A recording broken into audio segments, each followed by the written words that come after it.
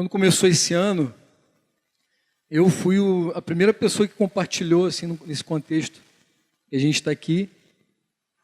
Embora a gente esteja dando até falta de um monte de gente aqui, várias pessoas. Mas eu me recordo que na primeira reunião do ano, eu estava lá estreando. Acho que foi no encontro da Amazônia que a gente se encontrou. E parece que foi ontem a palavra que o Senhor colocou no meu coração. E hoje eu estou aqui, né? Hoje é a última reunião do ano. Se a gente for olhar uma reunião normal, no próximo domingo não, na próxima dia 9, não vai ser um encontro como esse. Oi, Cida, tudo bem? No próximo dia 9 o encontro não vai ser convencional, como tem sido, mas vocês sabem que a gente vai ter um encontro especial, né? Que os irmãos estão preparando aí. O Presbitério do Rio de Janeiro, junto com o Franco, alguns irmãos de outras cidades também. Vai ser uma festa, inclusive. Estão todos convidados.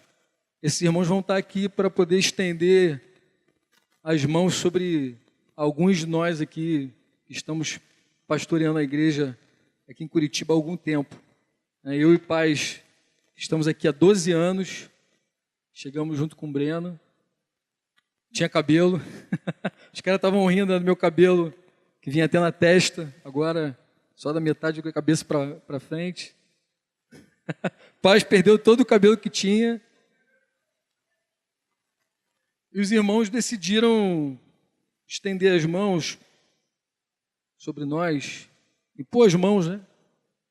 Para nos delegar o ministério, para reconhecer o ministério e tal. Esse evento, na verdade, esse acontecimento gera muito temor no meu coração.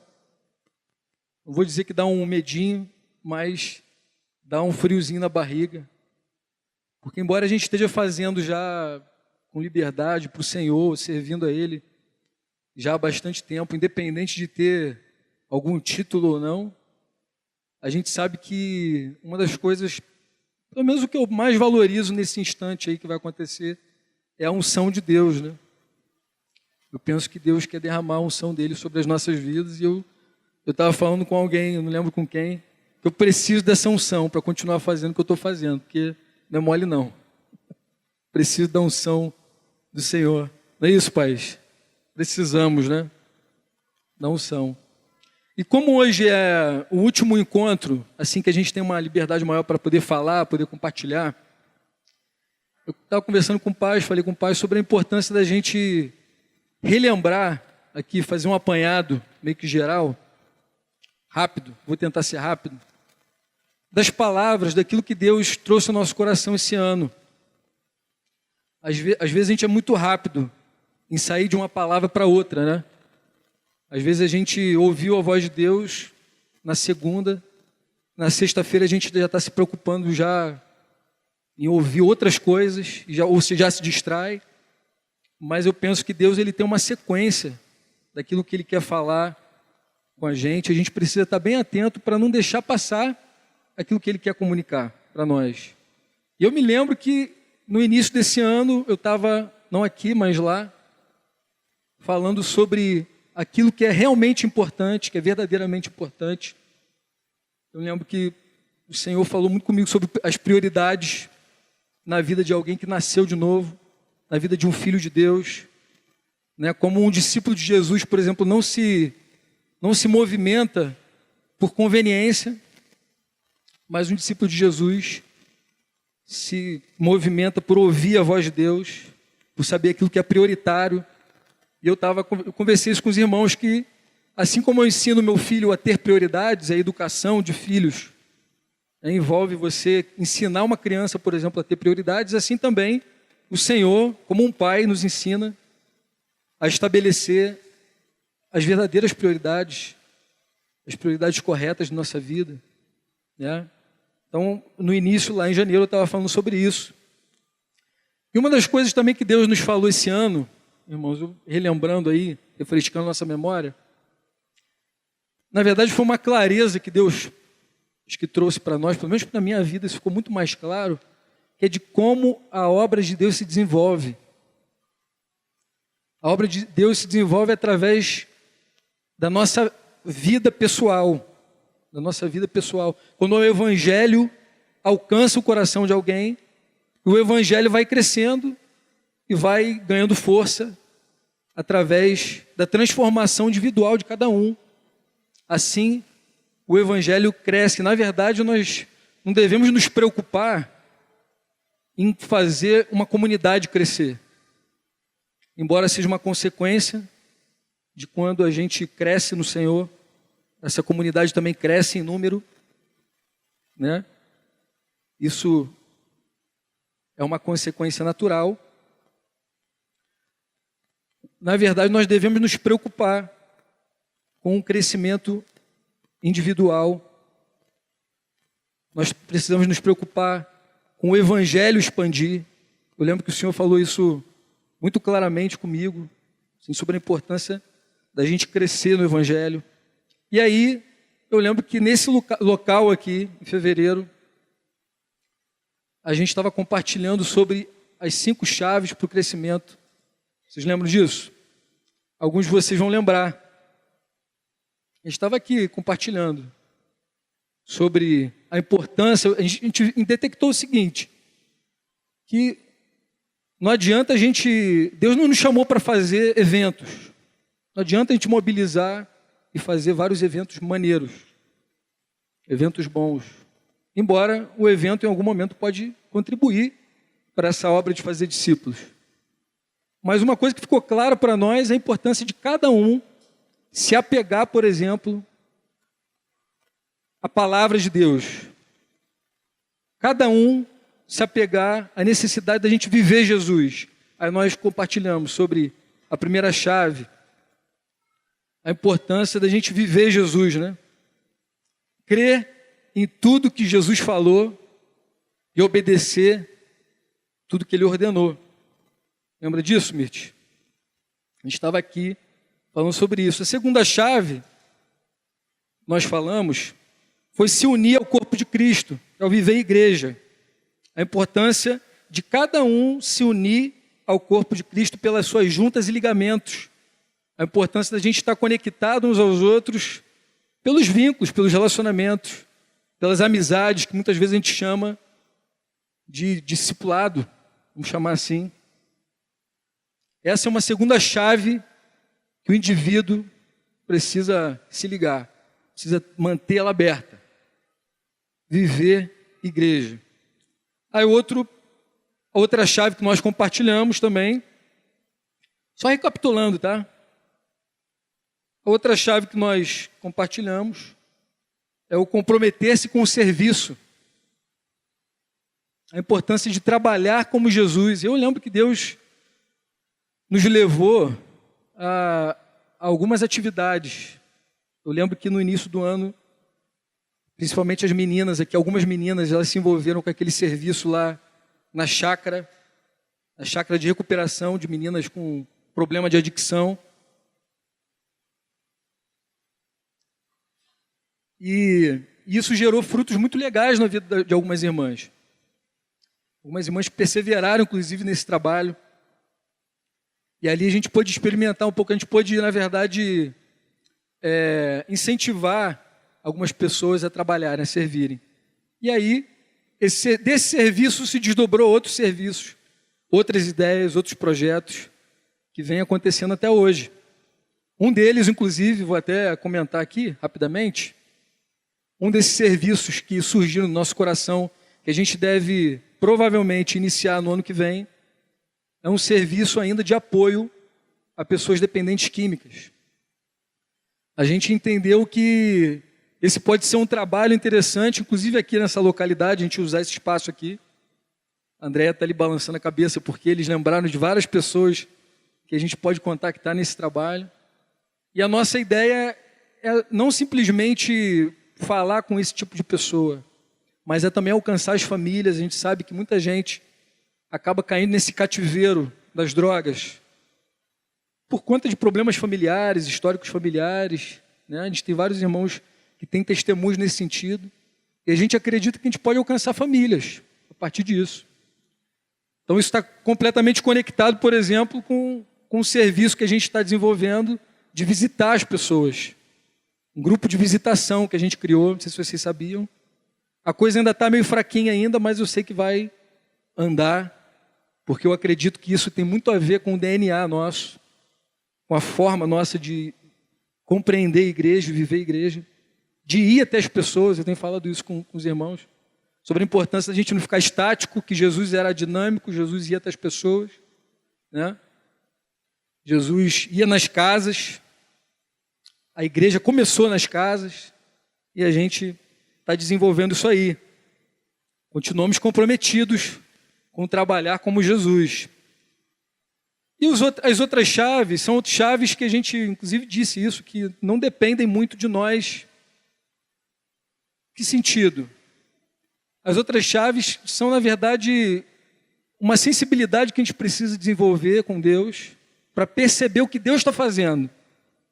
Então, nós entendemos, por exemplo, que a quarta chave seria que Deus provê pessoas que são modelos inspiradores para a nossa vida. Deus provê, assim como Paulo e Timóteo. Timóteo com Paulo, né? Paulo era um modelo para Timóteo, e assim o evangelho se desenvolvia. Na verdade, era uma transmissão, uma reprodução de vida, né? A necessidade, então, da gente se espelhar em outras pessoas, e isso exige de nós, por exemplo, humildade. É necessário que a gente tire aquela necessidade de ser original, né? Porque o evangelho, ele é uma cópia, a gente copia a vida, copia a fé, imita a fé de algumas pessoas. Isso é natural e é necessário. E a outra chave, vocês devem lembrar, que Deus provê circunstâncias para nos provar durante a nossa jornada, até que a gente chegue à estatura de Cristo, que a gente chamou da chave de confiar na presidência de Deus. Isso aqui dá um outro tema. A confiança, como a gente desenvolve essa confiança na presidência de Deus. E nós viemos batendo esses pontos aí, ponto a ponto, ao longo dos pelo menos os primeiros 6 meses. Eu me recordo que a gente falou sobre isso, pelo menos nas igrejas, nas casas também a gente compartilhou bastante sobre isso. Mas só que esse ano aconteceu um fenômeno. Eu estou dando minha análise, tá, irmãos? Estou abrindo meu coração aqui para vocês, estou dando minha análise e estou falando com vocês aquilo que mais me chamou a atenção. Eu acredito que chamou a atenção dos meus companheiros também. Mas esse ano teve um fenômeno que foi o fenômeno das eleições. Eu, olhando para trás, eu percebo que o fenômeno das eleições afetou muito a nossa vida. Afetou a vida de todos nós aqui. Pode ter certeza. As pessoas, pelo menos que eu estou mais próximas, eu tenho certeza. Porque eu acho que nunca aconteceu de uma eleição ser tão acirrada, despertar tantos ânimos das pessoas, e as pessoas se dividirem. Não foi assim que aconteceu? De um lado, o neoliberalismo, de outro, o comunismo, o socialismo, a tendência, e as pessoas que transitam ali no meio sem perceber o que está influenciando elas. A gente viveu intensamente esse negócio esse ano. Foi, para mim, uma das coisas que mais marcaram, talvez, a vida da igreja.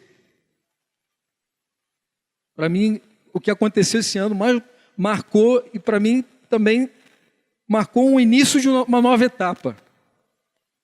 De uma nova etapa. Mas por que eu estou falando isso? Porque eu acredito que essas eleições, tudo que aconteceu, envolveu nossos corações, envolveu nossos sentimentos. Eu costumo dizer que quando a gente quer ver o coração de alguém, por exemplo, a gente joga a bola com ela. Não é assim, Léo? Joga futebol, você vê rapidinho o coração do camarada. Você coloca uma disputa, você coloca um torneio, você já começa a ver o coração. Essas eleições virou meio que um torneio. Não foi assim? Diz que estava mais emocionante do que a Copa do Mundo. Para muitas pessoas foi isso, o pessoal acompanhando ali o resultado e tal, se vai, se não vai, quem vai. Mas uma coisa que me chamou a atenção nessas eleições é que, assim como o futebol revela o coração das pessoas, toda essa circunstância que afetou nossa vida revelou também o pensamento e o coração de muitos de nós. Revelou o pensamento e o coração da igreja. A gente tem falado muito sobre, por exemplo, a influência do marxismo. O Sandro, eu sei que falou aqui, inclusive, isso determinou, inclusive, uma palavra. O Sandro viu na necessidade de compartilhar sobre esse tema. E a gente falou um pouquinho sobre o pensamento marxista influenciando a sociedade e tal. E ficou muito um holofote em cima disso, né? Não ficou? Um holofote sobre essa conversa. E a gente denunciou muita coisa sobre esse pensamento, os perigos desse pensamento, os perigos dessa filosofia. Mas eu penso também que a gente falou pouco sobre o outro lado. Porque nós podemos perceber o coração de cada um defendendo uma ideologia estranha, defendendo uma ideologia vazia da palavra, mas por um outro lado, também a gente vê pessoas colocando algumas paixões para fora, colocando seu senso de justiça para fora, né? Chamou muito a atenção de irmãos, por exemplo, falando sobre essa coisa do bandido bom, bandido morto. Revelou vários detalhes dos pensamentos, da falta de misericórdia que existe no nosso coração, a falta de sensatez que a gente tem e clareza para poder compreender as coisas a partir da palavra.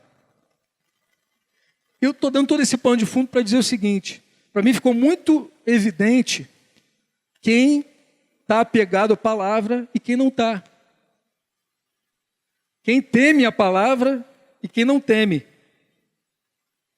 nessas situações. Uma das coisas que me chamou a atenção, por exemplo, foi o como esse tema roubou de algumas pessoas princípios, como, por exemplo, o princípio de autoridade. Eu vi pessoas fechando o coração para autoridade, para líderes, para pastores. Eu vi acontecendo também uma relativização de vários temas no meio da igreja. Como se, uma coisa que eu vi, por exemplo, é que para você falar da palavra, para você guiar alguém nas escrituras, você precisa ter um curso de filosofia, um curso de teologia, um curso de não sei o quê. Várias coisas foram surgindo aqui e ali, e eu fui percebendo, eu fui observando como isso afetou a igreja e como, na verdade, esse assunto demonstrou a fraqueza espiritual, a falta de maturidade na vida de alguns irmãos. Como você pode dizer isso, Jim? Pô, Jesus diz que você vê os frutos, você vê a árvore, é verdade, pelos frutos. Aí você começa a observar os frutos na vida de algumas pessoas. Então, mais ou menos, tudo isso aqui que eu falei norteou as palavras, norteou aquilo que Deus vinha desenvolvendo com a gente. Eu lembro também de uma palavra que eu nem estava, mas eu assisti depois no YouTube, que o Paz ministrou falando sobre a sabedoria do alto. Talvez até inspirado com isso tudo, né, Paz? Inspirado com essa ausência de sabedoria do alto. Uma das coisas também que ficou evidente é como as pessoas estão aferradas, apegadas, fundamentadas na sabedoria desse século. E muita gente despreza a sabedoria do alto. Revelou, irmãos. Eu achei interessante que isso tudo que aconteceu provou intensamente as chaves que nós compartilhamos aqui. Provou.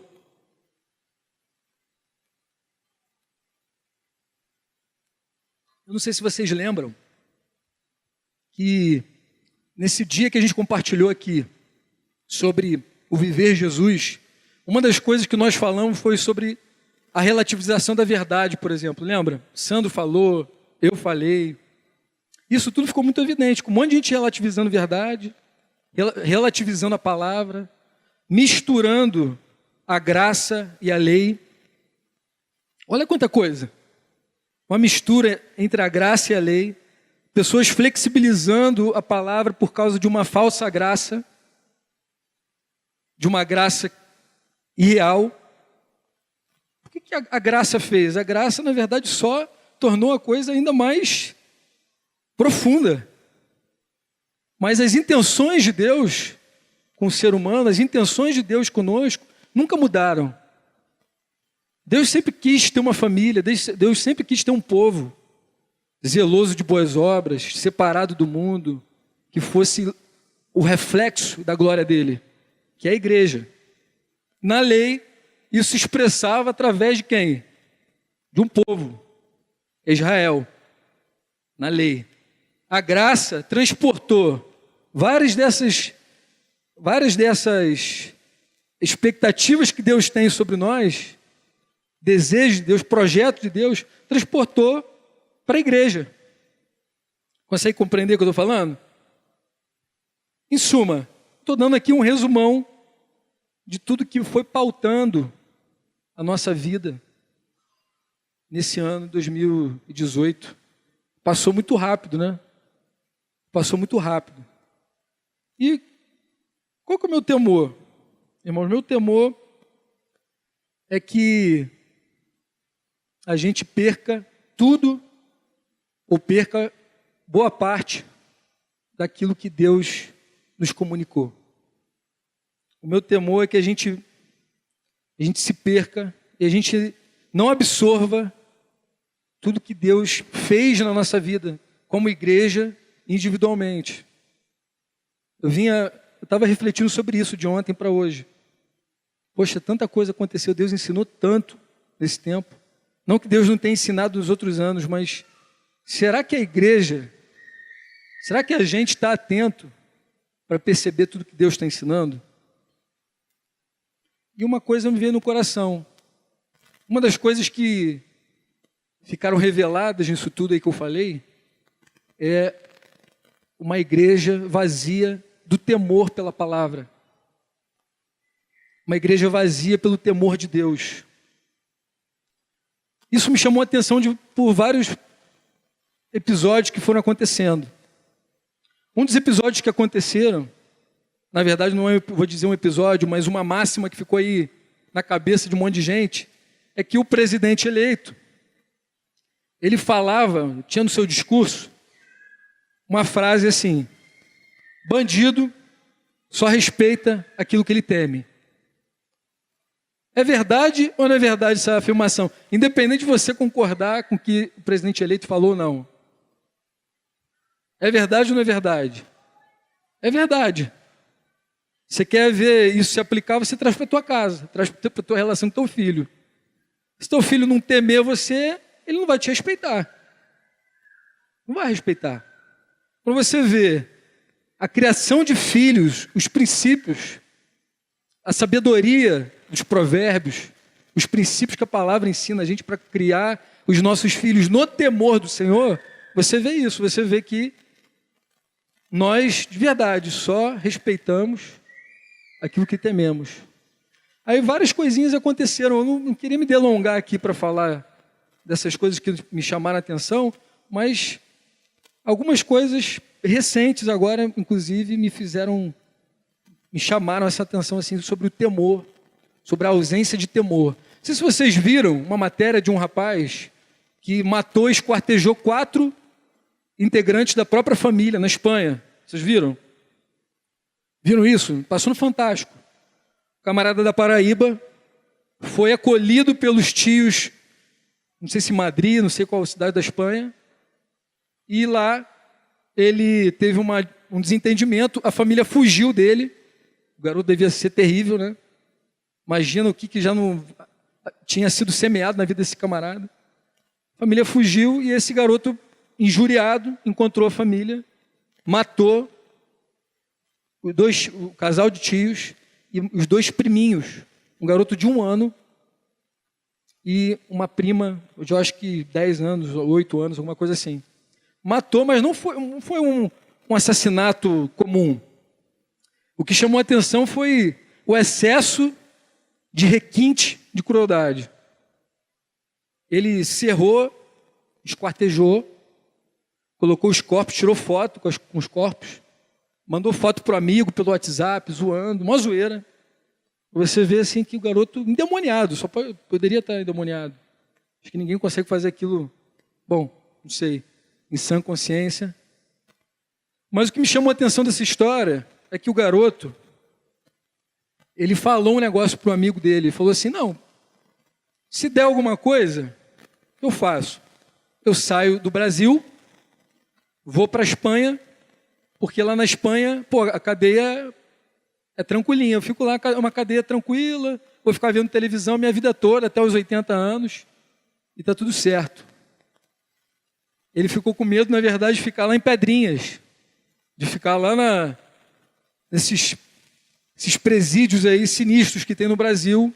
O garoto temeu mais esse tipo de tortura e preferiu voltar para a Espanha. Mas o que me chamou a atenção foi a ausência de temor.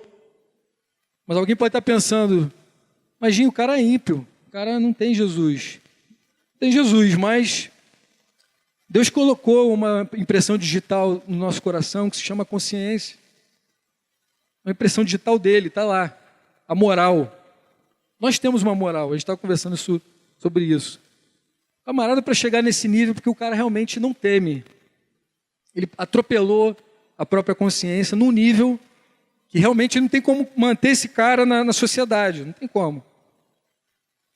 Isso foi um dos fatos que me chamaram a atenção. O outro fato também foi um rapaz que passou por várias situações, foi até preso. Deus colocou ele na cadeia. Mesmo assim, esse camarada não se arrependeu e continuou fazendo as mesmas práticas. E a gente tem buscado ajudar esse rapaz. Conversa com ele, me saltou aos olhos essa ausência de temor. É uma geração, eu me incluo nela, nós, uma geração fria, que Paulo fala para Timóteo que seria uma geração de patricidas e matricidas, não é assim? De gente que mataria pai, mataria mãe. Isso tudo me chamou a atenção e eu, pensando, Senhor, não nos permita desconectar da Tua palavra a ponto da gente não temer a Tua palavra. A gente tem visto as pessoas que não temem os homens e que não te temem também. Meu receio, irmãos, é o seguinte: Deus ele tem liberado palavra entre nós. Sempre. Nunca tem faltado palavra. Deus tem dado palavra. Tem vários irmãos aqui, Franco, Sandro, Paz. A gente está aqui imbuído em compartilhar da palavra somente. Não ficar inventando nada, porque se deixar a gente inventa também. A carne inventa um monte de coisa. E eu estava refletindo, por exemplo, em como que Deus fazia para restaurar o temor no coração das pessoas, no coração do povo. Uma das formas, um dos métodos que Deus fazia, Deus usava, era pegar um profeta ou pegar um escriba, como foi o caso de Neemias, de Esdras, reunir a galera, e o que eles faziam, pais? Todo dia eles liam a lei do Senhor. Todo dia. Todo dia eles juntavam a galera. Isso para quê? Porque eles sabiam que a forma de Deus convergir todo mundo, porque estava todo mundo disperso, o povo estava disperso. Como que ele fazia para convergir o povo, trazer unidade para o povo, limpar o povo e trazer o povo para perto de Deus? Palavra, leitura da lei. Esse é um dos motivos, inclusive, que a gente se reúne aqui, por exemplo. A gente tomou essa decisão de tornar o nosso encontro de 15 em 15 dias. Eu não estava no dia que os irmãos decidiram isso, mas a gente já tinha discutido isso. E eu sei que um dos motivos é esse. A gente sabe que o temor do Senhor Ele está ligado, a palavra dele fluir no nosso meio. Mas a coisa não para por aí. A grande questão é, o que nós fazemos com essa palavra? É o que nós fazemos com essa palavra. Abre aí, por favor. Hoje a gente não tem o negocinho, a gente não tem a tela. Eu queria ler com vocês um texto interessante que fala sobre isso. Paulo está falando com os presbíteros da igreja em Éfeso, no capítulo 20 do livro de Atos. Abre aí. Capítulo 20 do livro de Atos, versículo 25.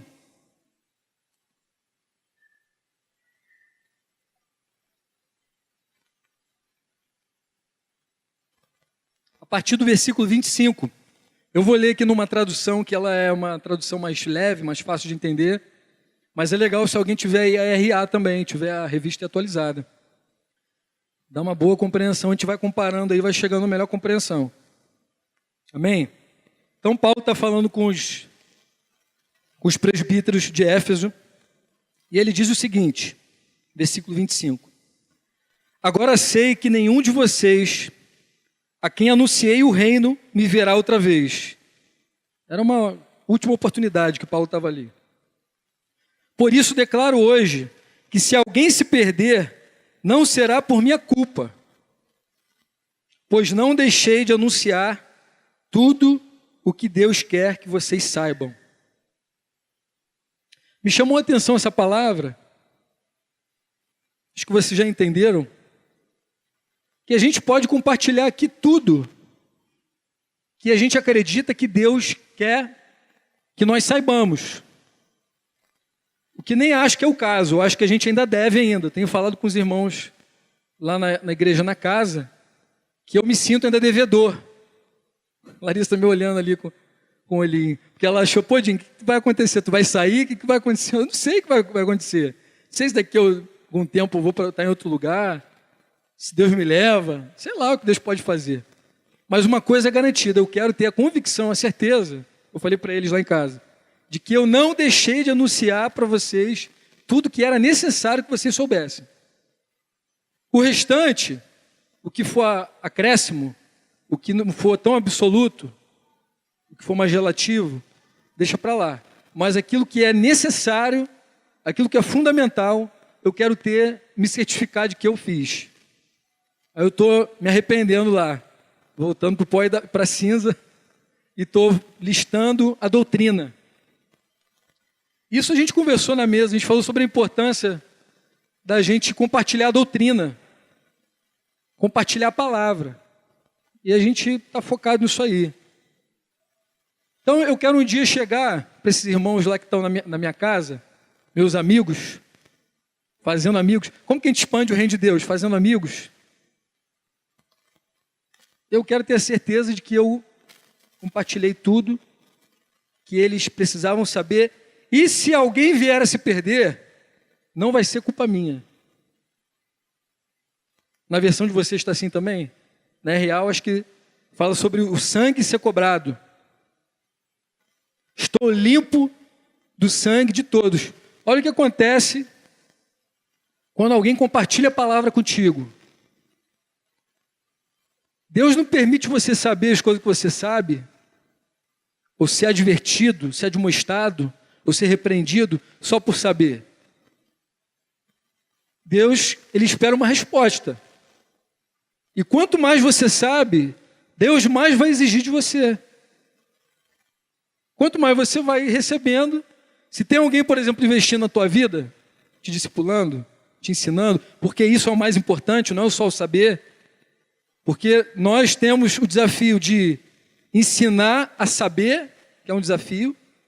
Quando eu digo nós, eu digo qualquer discípulo de Jesus comprometido com a obra de fazer discípulos. O nosso desafio é ensinar a saber, ensinar a conhecer e ensinar a viver. Isso que é o mais importante. Como que a gente ensina a viver? Convivendo junto. Estando lá em casa, vendo minha falta às vezes de paciência, com a minha esposa, com meu filho. É assim que a gente transmite a palavra, é na prática. Não adianta eu chegar aqui, eu fazer um monte de discurso bonito e todo mundo sair daqui, de repente, até anotando, ou muitas vezes nem anota, porque eu acho que a maioria hoje em dia não anota. Mas o que é mais importante é a gente transmitir, é a gente ensinar a viver. Isso para mim é um desafio. Isso me aperta, isso me leva para Deus, inclusive, né? Isso me dá mais temor. Porque eu fico pensando, cara, eu preciso ensinar as pessoas a não conhecer só a palavra, mas viver a palavra. E isso me aperta porque eu preciso ser modelo.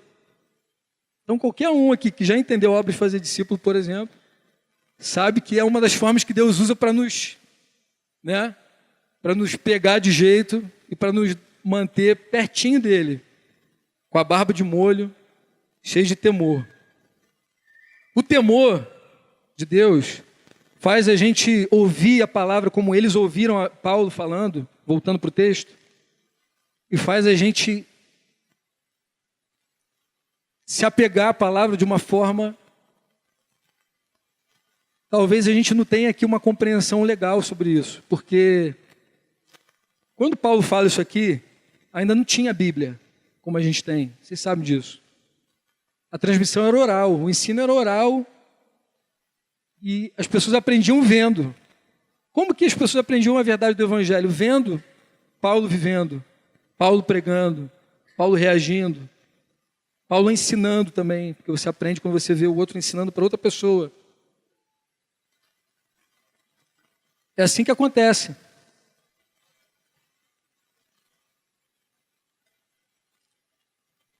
E eu creio, irmãos, que Deus, Ele quer recuperar em nós, recuperar esse temor pela palavra. A resposta que a gente tem. Eu citei o exemplo desses irmãos, mas eu poderia ir mais perto aqui na China, por exemplo, no início do século XX, na Revolução Cultural. Não sei se vocês sabem disso, mas na Revolução Cultural, o governo chinês simplesmente mandou queimar todas as Bíblias. As pessoas não tinham acesso à palavra. Como que as pessoas viviam a palavra? Primeiro elas decoravam e elas conviviam. Isso é um temor diante da palavra. Isso é um temor que eu tenho pedido a Deus para restaurar no meio da igreja. Eu diria o seguinte: muitos de nós perdemos o temor pela palavra. E hoje, eu estava orando por isso, e o Senhor, cara, de uma forma muito interessante mesmo, fez saltar um texto das Escrituras que eu queria ler com vocês. Mas a princípio eu fiquei assim, caraca, Senhor, eu leio isso aqui, desculpa a expressão caraca, para nós já é natural, mas falei, Senhor, tem certeza que isso aqui é para eu falar mesmo? Porque isso traz um negócio até dentro de mim, com mais força, eu que estou comunicando. Mas eu queria ler com você uma profecia. Estou terminando já, vou terminar rápido. Oséias, capítulo 8. A partir do versículo 11. Vamos lá para o Antigo Testamento. Vamos ver se está todo mundo afiado. Oséias, antes de Joel, capítulo 8. Versículo 11.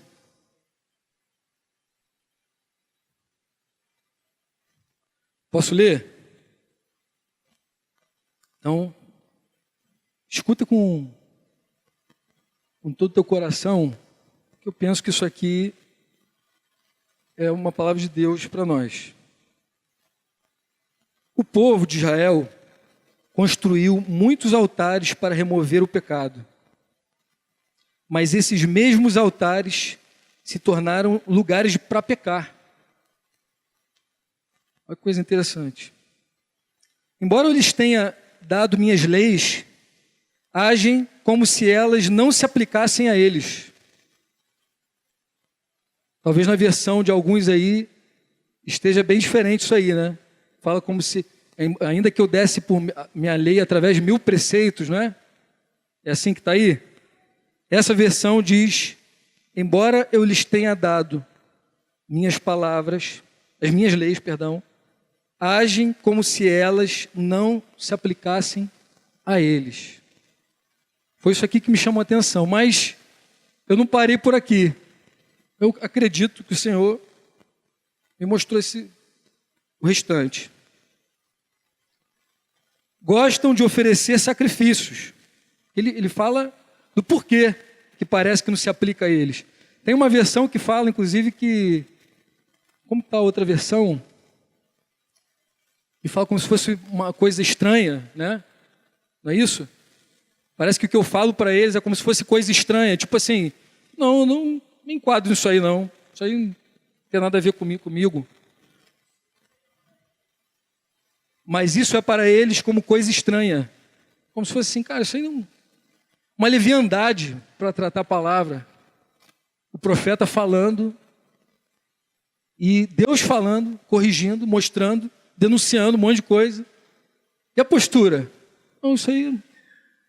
Uma leviandade, uma frieza em relação à palavra absurda. Aí o profeta denuncia mais. Gostam de oferecer sacrifícios e comer da sua carne. Mas eu não aceito esses sacrifícios. Pedirei conta de seus pecados e os castigarei. Eles voltarão para o Egito. Essa é a resposta. Uma outra versão diz que eles amam fazer sacrifícios, não é assim? Está assim na tua Bíblia aí? Amam fazer sacrifício. Eu fiquei pensando, Senhor, como assim? O amor não tem que ser por ti? Na verdade, o desejo não era que o povo amasse o próprio Senhor? O Senhor não queria ser amado? O que leva alguém a amar o sacrifício? É como se fosse assim, eu amo o meio, não o fim. Eles gostam de oferecer sacrifícios porque gostam de comer a sua carne. Aí que Deus mostrou que tem coisas que a gente faz para Deus porque a gente sabe que a gente não precisa oferecer sacrifícios hoje. A gente sabe que o sacrifício que era necessário ser feito foi feito na cruz para pagar os nossos pecados e tudo isso. Mas isso aqui fala de uma aberração, de uma distorção. O povo trocou, ao invés de amar o Senhor, estava amando fazer os sacrifícios, porque aquilo trazia um certo benefício para eles. Eles comiam da carne. Eles gostavam mesmo de comer carne, gostavam de um churrasquinho. Esse que era o negócio. Eu fiquei pensando, Senhor, mas como que a gente faz isso? Eu sei que tem pessoas que se sacrificam porque simplesmente, por exemplo, tem medo do que o mundo pode produzir nos filhos. Tem gente que se aproxima e anda com Deus porque tem medo que o marido volte a virar bebum, bater. Tem gente que está perto do Senhor por vários motivos. E a gente poderia falar mais de sacrifício aqui. A gente poderia falar de sacrifício mais biblicamente mesmo. Qual é o texto que salta no teu coração? No meu coração vem Romanos 12, versículo 1, que diz assim, um rogo. Paulo fala assim, rogo-vos, pois, irmãos, pelas misericórdias de Deus, que apresenteis os vossos corpos como quê? Como sacrifício vivo. Aí tem 3 qualidades, vivo, santo e agradável a Deus. Então, o nosso sacrifício, se a gente for meditar no sacrifício, embora o texto que eu estou lendo aqui fala de outra coisa, mas falando do sacrifício, já que é um meio da gente demonstrar o nosso amor por Deus, ele precisa primeiro ser santo. É possível alguém oferecer um sacrifício sem ser santo? É possível alguém oferecer um sacrifício que não é santo. Saul, por exemplo, ofereceu um sacrifício que não é santo. O que diferencia o santo do profano? O que diferencia? O santo é porque Deus quer e Deus pediu. Isso é santo, é separado para Deus. O profano é uma coisa comum. Então, o valor do nosso sacrifício, que é o nosso culto racional, ele precisa primeiro ser vivo. Eu omiti isso aqui. Que o texto diz que o nosso sacrifício precisa ser vivo. Quando você olha para o que Osés está dizendo aqui, você vê que é um sacrifício, que é uma relação mecânica, morta, vazia. O nosso sacrifício precisa ser um sacrifício vivo. Vivo fala de vitalidade mesmo. Vivo. Não é uma coisa sem sentido, vazio, mecânico. É vivo. Tem vida.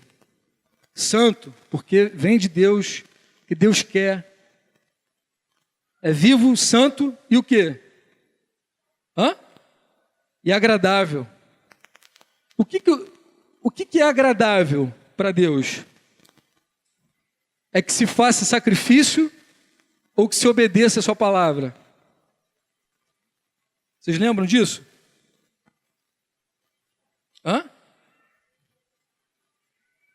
No mesmo contexto.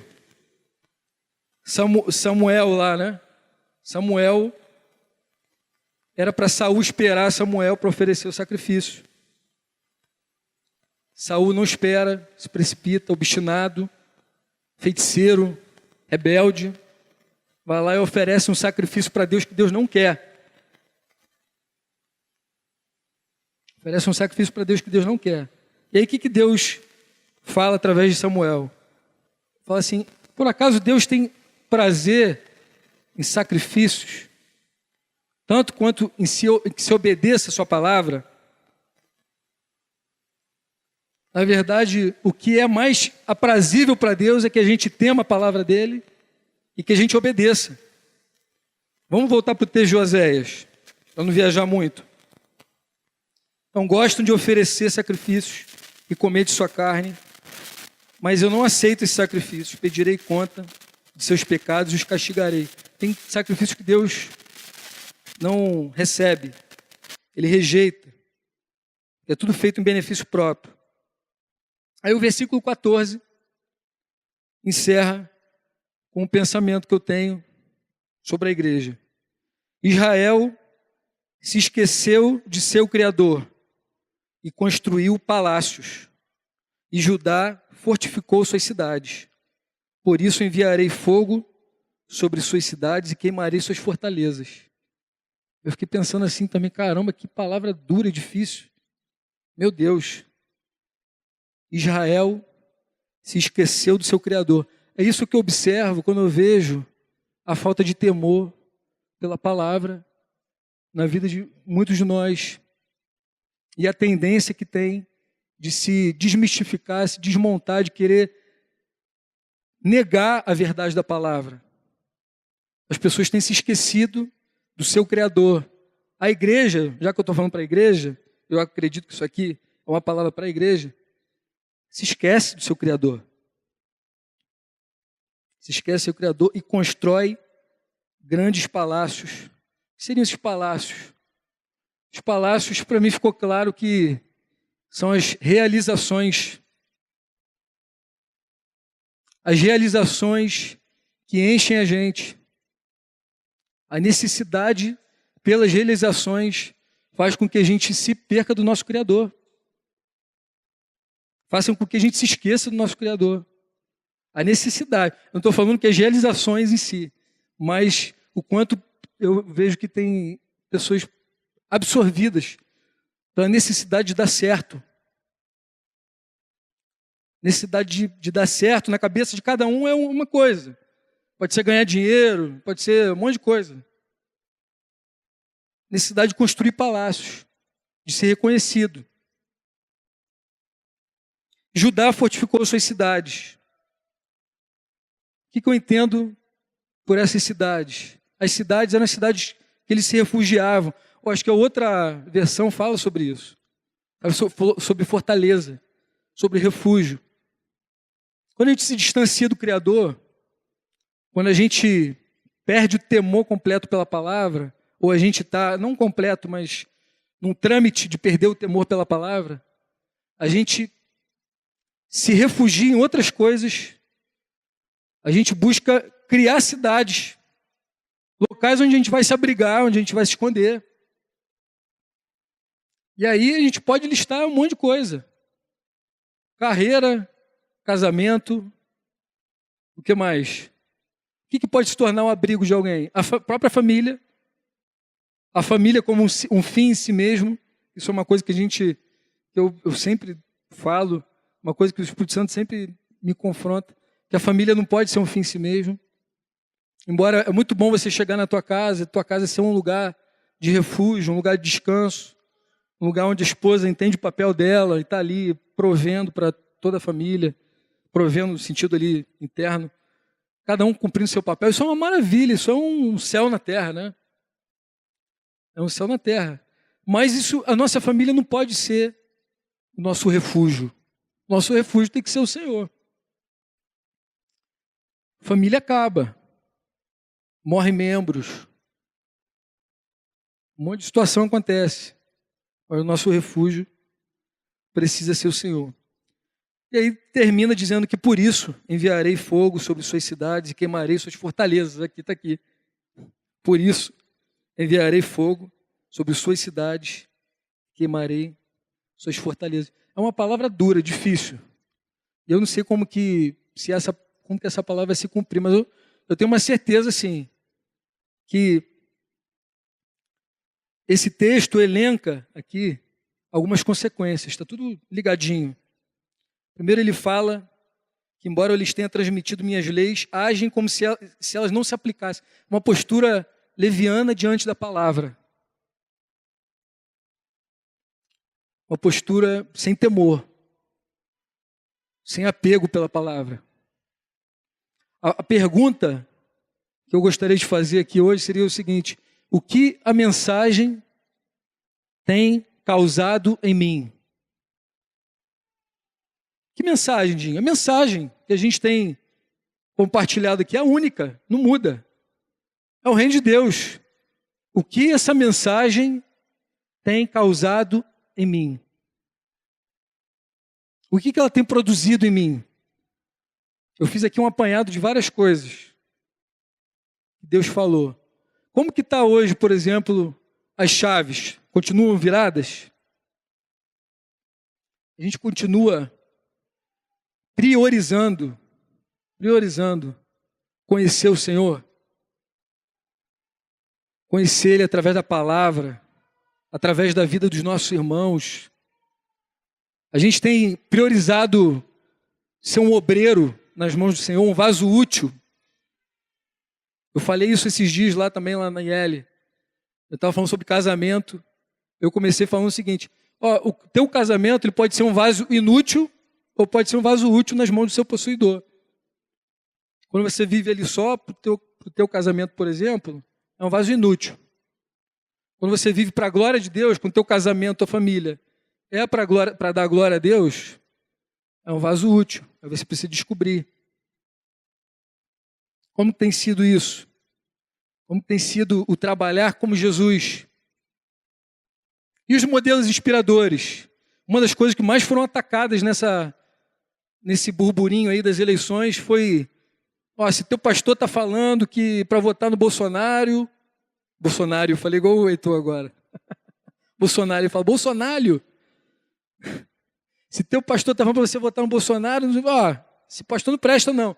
Se teu pastor está mandando tu votar no Haddad, também, não ouve mais esse cara não. Isso é uma coisa esdrúxula, mas aconteceu. Foi atacado pra caramba, não foi? Isso não foi atacado? Será que os irmãos estão sensíveis? Será que eles estão certos? E a justiça social, como que vai ser? Né? Ou do outro lado também, como que esse negócio, bandido bom, bandido morto, como que os caras vão votar num cara que fala umas besteiras igual essa? Tem um motivo, irmãos. Eu não estou aqui para explicar, falar o porquê de cada voto. Mas a questão é que houve um atentado para que essas chaves do crescimento da tua vida, da nossa vida, fossem todas fechadas. E esses atentados vão continuar acontecendo, para que você não progrida. E também a causa do evangelho não progrida junto. Consegue entender? Qual é o sacrifício agradável a Deus? Voltando para o sacrifício. 2 Coríntios 5, 6 e 9, fala um negócio interessante sobre isso aí. 2 Coríntios 5, capítulo 5, versículo 6 até o 9. Acho que até o 9, deixa eu ver. Paulo está falando umas coisas aqui interessantes. Ele diz: portanto, temos sempre confiança, apesar de sabermos que enquanto vivemos neste corpo, não estamos em nosso lar com o Senhor, porque vivemos por fé e não pelo que vemos. Sim, temos a confiança absoluta e preferiríamos deixar este corpo terreno, pois então estaríamos em nosso lar com o Senhor. Assim, quer estejamos nesse corpo, quer deixemos, nosso objetivo é agradar o Senhor. Esse é o sacrifício agradável ao Senhor. Quando você quer agradar a Ele. O motivo daquilo que você faz não é mecânico, é agradar a Deus.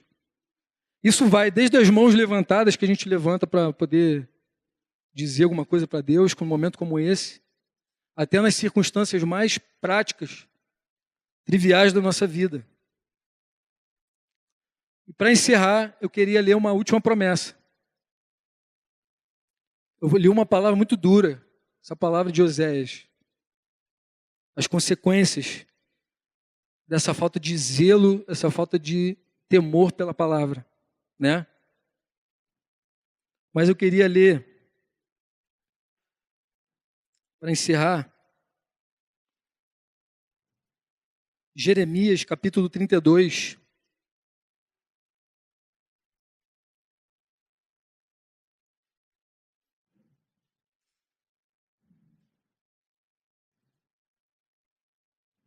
Versículo 38 ao 42. Olha que promessa maravilhosa.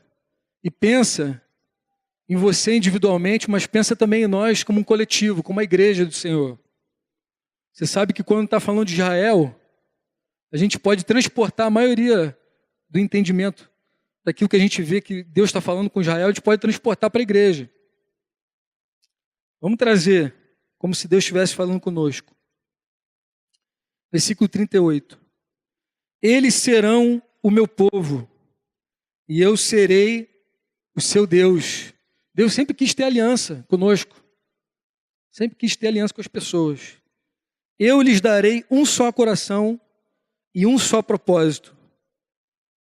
Adorar-me para sempre, para o seu próprio bem. Para o seu próprio bem. E para o bem de seus descendentes. Tem uma consequência maravilhosa.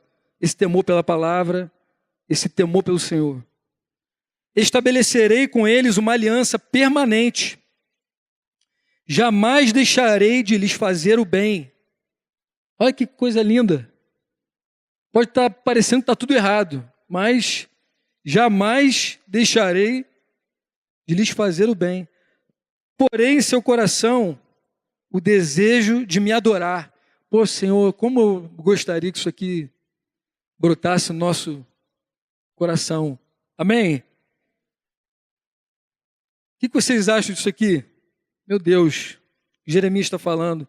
Porém, em seu coração, o desejo de me adorar, eles nunca se afastarão de mim. Terei alegria em lhes fazer o bem, desplantarei nesta terra firmemente, de todo o coração. Assim diz o Senhor, assim como trouxe todas essas calamidades sobre eles, também lhes farei todo o bem que prometi. Mas o que mais me chama a atenção é o versículo 40, que ele diz: estabelecerei com eles uma aliança permanente, jamais deixarei de lhes fazer o bem, porém em seu coração o desejo de me adorar, e eles nunca se afastarão de mim. Na verdade, essa versão traduz com desejo de adorar. A outra versão, a RA, diz, porém em seu coração o quê? Como que está aí? Na outra versão. O temor, o meu temor. Uma das coisas que Deus faz para restaurar a nossa vida, uma das primeiras coisas que Deus faz para restaurar a nossa vida e para avivar a obra dele no meio da igreja, é restaurar o temor. Sabia disso? Quando as pessoas estão dispersas, não estão temendo a palavra dele, as pessoas naturalmente se afastam de Deus. Mas para que a gente permaneça perto dele, ele precisa primeiro colocar o temor dele no nosso coração. E é uma das coisas que sempre vai acontecer. Se você for ler alguns testemunhos, algumas histórias em que Deus avivou um povo, avivou uma igreja, uma comunidade, você vai ver que Deus restaurava sempre primeiro o temor. As pessoas começavam a tratar o pecado como pecado, as pessoas começavam a levar a palavra do Senhor a sério, começavam a se santificar, paravam de relativizar as coisas. E eu tenho feito essa oração por nós. Não digo por nós, pela igreja do Senhor, de um modo geral, e também por nós aqui, essa comunidade, para que o Senhor restaure o temor dele no nosso coração. Amém? Eu penso que isso vai ser determinante para o próximo ano, a gente avançar com tudo que Deus quer que a gente avance. Deus não quer que a gente fique negligente em relação à obra dele. Eu digo a gente, incluo todos. Para isso ele precisa, antes de tudo, nos trazer para ele. Quem quer estar pertinho dele, ser atraído para ele? Quem quer que essa palavra aqui, essa profecia, essa promessa se cumpra? Porei meu temor no coração deles, e eles vão estar sempre perto de mim. Vocês veem a necessidade disso? Vê essa necessidade? Amém, tia Maria? Tia Maria até levantou a mão. Todos concordam com isso? Em nome de Jesus. Eu penso que a gente poderia orar. Acho que a gente deveria orar, né? Não poderia. E se surgir uma necessidade de chamar alguma coisa, alguém específico, fica à vontade, Pai. Fazer um apelo aqui, chamar. Mas eu queria orar por todos nós. Em nome de Jesus. Quem quer fazer essa oração? Feche teus olhos. Senhor, nós queremos nos apegar firmemente à palavra que nós temos ouvido, Senhor. E nós queremos nos desvencilhar das distrações. E a gente confessa, Senhor, que o tempo que a gente vive, isso não é uma desculpa, mas o tempo que a gente vive é um tempo que muito suscetível às nossas distrações. Nossa cabeça acelerada, as mensagens que pulam no nosso colo, as informações, Senhor, que a gente compra. A gente compra informações, a gente paga para ter um jornal apitando no nosso celular. E o Senhor vê isso tudo.